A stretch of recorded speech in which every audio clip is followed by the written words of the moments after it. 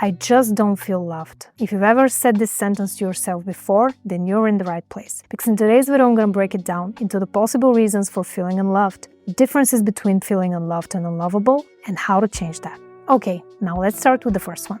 Feeling unloved. When you feel unloved, it might feel like you're being rejected, unwanted, abandoned, or unappreciated. You may even be in a relationship where you're truly loved, but you're numb inside and can't actually feel the love they're trying to give you. Let me give you an example. Let's say you're in a relationship where your partner is more interested in his career and his friends, and has little to no time for you. This makes you feel unimportant and might have a negative impact on your self-esteem.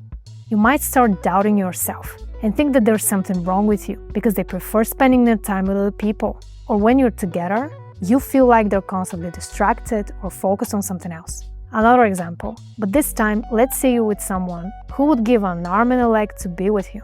They're so in love with you. They shower you with affection, attention, and keep telling you that you're their dream partner. This might also make you feel unloved, and you might even start questioning yourself. Is there something wrong with me? Anyone else would be beyond excited to have a partner like that, but I feel so unloved. The issue here is that whether or not the other person loves you, you can still feel unloved since this is just a feeling. And feelings are influenced by our emotions, but they're actually generated from our thoughts. So feeling unloved is related to your interpretation of the events, and in some rare cases, emotional numbness caused by different mental health issues such as anxiety or depression.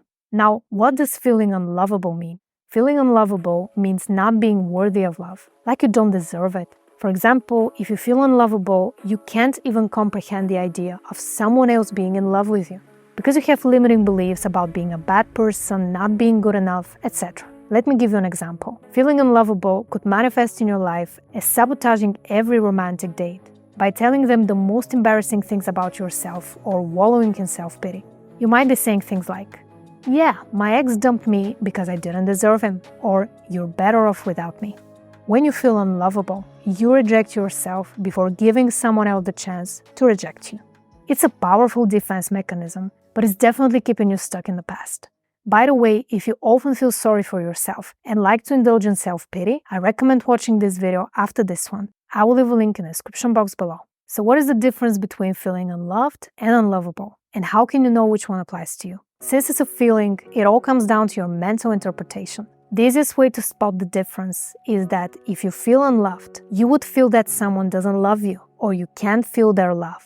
And if you feel unlovable, you would feel like you don't deserve to be loved. And of course, you could feel both unloved and unlovable because they're both negative feelings that come from beliefs you have about yourself.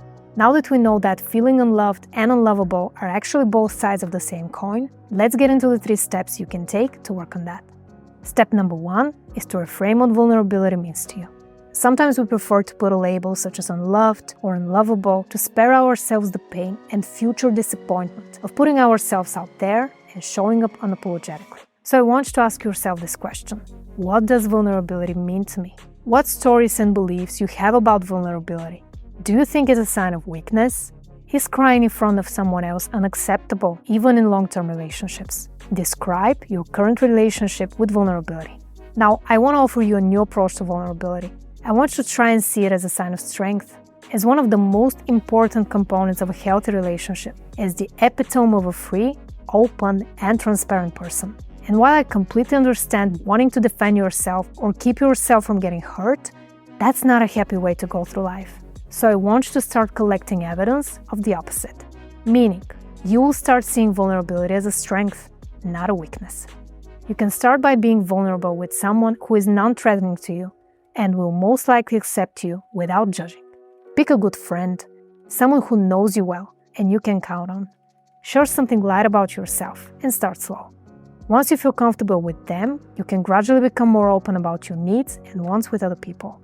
This will help you have more evidence that vulnerability is not that scary, and it's actually helping you feel more connected and loved. Which brings me to step number 2, which is to work on your self-confidence. If you feel unloved or unlovable, that is often a sign of low self-confidence. So the key here is to realize where it's coming from so you can work on that. Lack of self-confidence can happen for a variety of reasons. Here are several of them.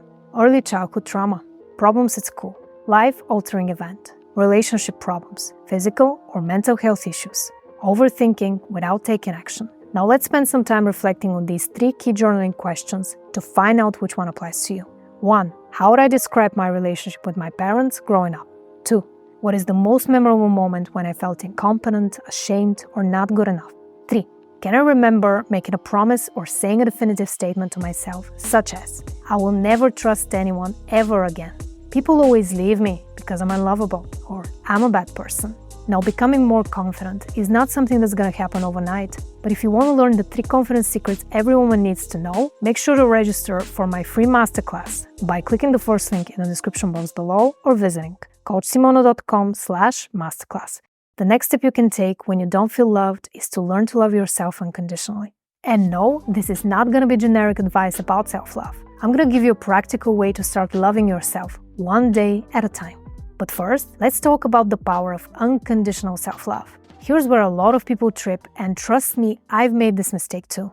I thought that loving yourself meant being kind, compassionate, generous, excited, and always happy. And while these are all great things to aspire to do, loving yourself unconditionally means accepting that you're gonna have highs and lows, that all of your emotions are valid, and that every part of yourself deserves to be loved, no matter how much you want to pretend it doesn't exist. You need to accept the totality of yourself if you truly want to feel loved and lovable. You can't simply pick and choose sides of yourself that seem suitable and discard the ones that paint you in a bad light. So my practical tip here to start the process of loving yourself unconditionally is to accept your negative feelings without judging them or trying to avoid them. For example, instead of distracting yourself with junk food or TV shows, next time you feel sad, honor your feelings and spend some time to actually express them. Be gentle and kind with the parts of yourself that you don't like. Those are the ones that make you feel hesitant when it comes to being loved by others. And if you want me to guide you step by step on how to love yourself unconditionally, check out the Self-Love Toolkit.